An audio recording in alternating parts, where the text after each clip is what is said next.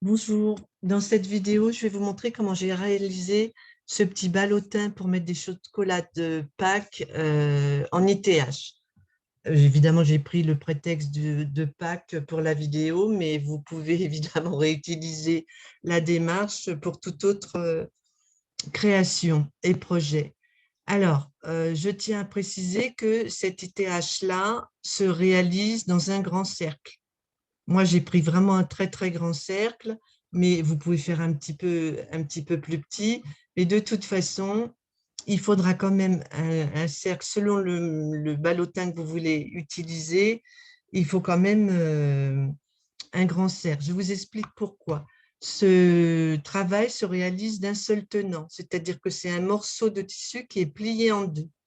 Dans une vidéo suivante, je vous montrerai comment réaliser la même chose, mais cette fois-ci, il y aura une couture ici, ce qui permet d'utiliser un cercle beaucoup plus petit. C'est donc un avantage. L'inconvénient, c'est que du coup, on ne peut broder que le dessus de la pochette. Ou alors, il faut vraiment une pochette très, très petite. Et, enfin bon, celle que je vous montrerai la prochaine fois, on brodera que le dessus. Donc, pour réaliser cette petite bourse à chocolat, je suis allée dans Créate et j'ai ouvert une page dans Dessiner. On peut le faire dans Peinture aussi, je pense, mais là, c'était l'occasion de vous montrer une fonctionnalité de cette partie du logiciel. Donc, j'ai choisi la forme 49. Je fais clic gauche appuyé et je glisse. Je sélectionne à gauche, rectangle de sélection. Je vais la réduire. Je fais CTRL. Voilà, si je veux pas, si je veux garder les proportions. Si je veux pas garder les proportions, je lâche CTRL et je peux modifier horizontalement ou verticalement la forme. Non, c'est pas ça que je veux faire. Et là. Voilà. Et je vais mettre un trait un petit peu plus épais pour que vous voyez bien, surtout ce que je vais vous montrer après. Je clique droit. Là, vous avez l'épaisseur du trait. Je vais mettre un petit peu plus gros. Je fais OK. Voilà. Et maintenant, dans cette partie du logiciel, il est possible de faire des coupures de lignes. Donc, vous cliquez sur ce petit outil. Je clique. Voilà, je fais entrer. Et vous voyez ici que la ligne qui était en bas a été séparée du reste du dessin. Je vais la supprimer. Donc, je clique dessus dans la colonne de gauche, là, le film strip, et je supprime. Je fais supr sur mon clavier. Il me reste ce motif, cette forme. Je clique dessus, je fais dupliquer. Je la déplace, clic gauche enfoncé, et je la retourne. Et je vais faire en sorte que les traits se juxtaposent le plus possible, le mieux possible. Voilà. Je vais la déplacer encore un petit peu. Bon, enfin, vous peaufinerez. Moi, j'ai peaufiné pour ce que j'ai réalisé, mais là, c'est pour vous montrer. Vous faites sélectionner tout. Et du coup, voilà. Sélectionner tout. Grouper. Et de deux motifs, on en obtient un. À présent, je vais dans création rapide. Voilà, j'ai mis un trait un petit peu plus épais parce que je voulais vous montrer ça. Là, je vais mettre une ligne de contour. On a trois solutions. Le tracé ici. Je me mets sur le trait. Voilà.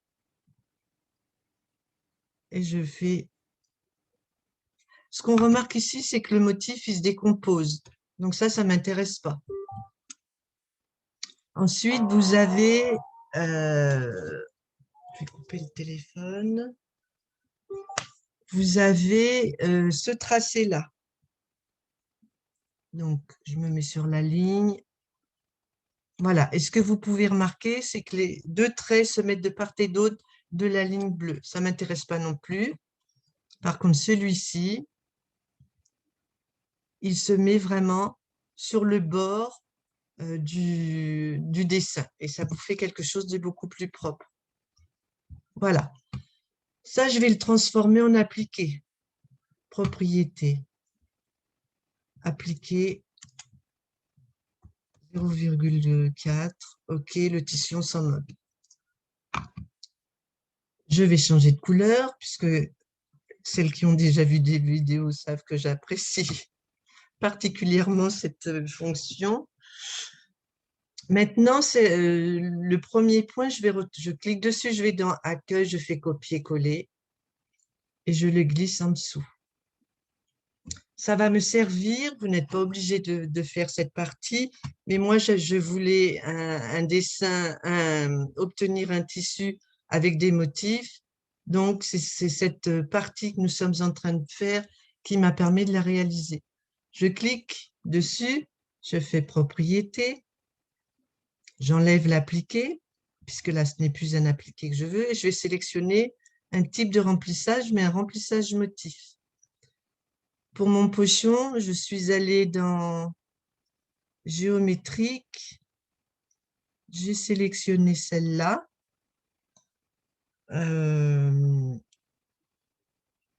Bon, on va laisser comme ça. J'ai sélectionné mais on peut modifier la hauteur, la largeur, proportionnellement ou non, en fonction de la case cochée ou pas. Un deuxième motif, je coche. Je suis allée toujours dans géométrique 1.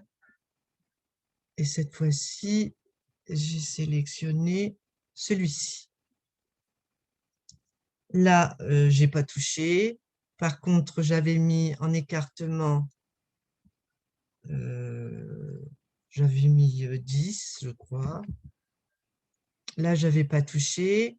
L'option, c'est pour vous donner l'angle. J'avais mis 45.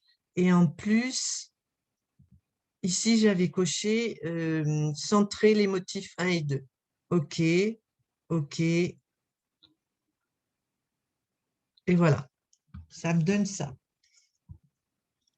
Là, je vais continuer la construction de mon appliqué. J'intégrerai plus tard mon dessin. Donc, on a la première partie, la machine fait un contour sur le stabilisateur, elle vous dit de poser le tissu, elle pique le tissu, ensuite elle brode ça. Maintenant, il faut s'occuper de mettre un tissu au dos pour cacher la broderie que je vais insérer tout à l'heure. Donc, je vais changer de couleur, ce que vous n'êtes pas obligé de faire, mais ce que je fais systématiquement, copier, coller, je le fais glisser, sauf que je vais enlever le remplissage, je vais mettre un contour double, voilà. Et puis, je vais rajouter ce que moi je fais systématiquement, je sais qu'il y en a qui utilisent les couleurs, mais moi je préfère faire ça. Je vais rajouter un arrêt, je vais lui donner un nom, placer le tissu au dos du cadre. OK. Maintenant, il faut placer un arrêt au dos du cadre pour que vous découpiez le tissu. Donc, je fais copier, coller, je le glisse et je change de message. Et je rajoute, j'enlève placer, que je remplace par découper. Et je fais OK. Pour l'instant, si je n'avais pas voulu, ce qui est tout à fait possible, de motifs brodés sur mon tissu, j'aurais pu m'arrêter là. Enfin, pas tout à fait. Il manque quand même la ligne de satin. Moi, j'ai mis une ligne de satin. Vous pouvez mettre autre chose autour. La ligne de satin, l'avantage, c'est que c'est facile à découper. Donc ça, je vais le copier-coller. Je le fais glisser et je vais le transformer en ligne de satin. Ligne de satin. Là, vous pouvez avoir une action sur la largeur, la densité et la façon dont les points de démarrage et de fin se réalisent. On va faire appliquer. Je vais faire OK pour que vous voyez. Là, c'est vilain. Donc, on revient propriété et on va jouer justement sur les petites icônes dont je vous parlais tout à l'heure. Je vais mettre celle-ci et je fais appliquer. Voilà, et là, c'est joli. Donc, je fais OK. Voilà, donc là, nous avons l'ITH sans la deuxième broderie, il y a déjà un point de broderie. Maintenant, alors je vais enregistrer, au cas où je fais une fausse manip, enregistrer sous Edo vidéo ITH. Je vais marquer ITH bac.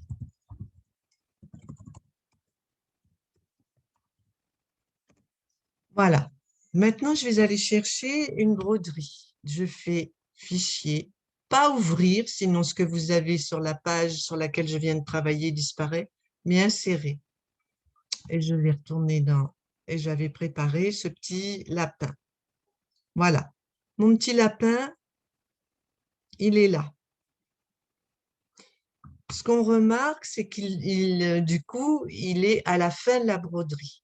Donc, moi, je ne veux pas qu'il soit à la fin de la broderie, mais je vais vouloir qu'il se passe avant, qu'il se brode avant que je mette le tissu derrière. Donc, il va falloir que je le change de position, mais avant, je vais avoir une incidence dessus. Ce motif, je peux évidemment l'agrandir, le déplacer, etc., les fonctions habituelles. Ou vous utilisez le même, ou et vous le dupliquez coller comme je vais vous montrer, ou vous allez en chercher un autre et vous faites insérer. Moi, j'ai pris le parti de le dupliquer. Voilà.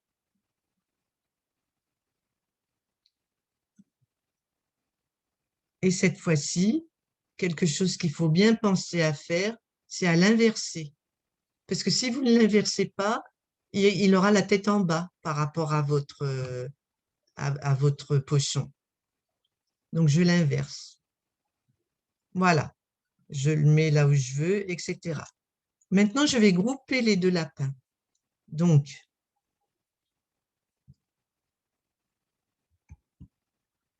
je clique gauche, je fais glisser et je fais grouper. Je ne suis pas sûre que l'oreille soit bien prise. Voyons.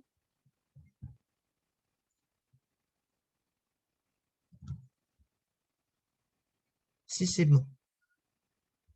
Donc, comme je vous disais tout à l'heure, maintenant, il va falloir placer ce motif au bon endroit, dans le film strip, dans la bande de gauche. Donc, je vais le couper et je vais aller le coller avant de mettre mon tissu sous le cadre. Donc, je clique ici et je fais coller. Voilà. Et normalement, c'est bon. On va vérifier ici.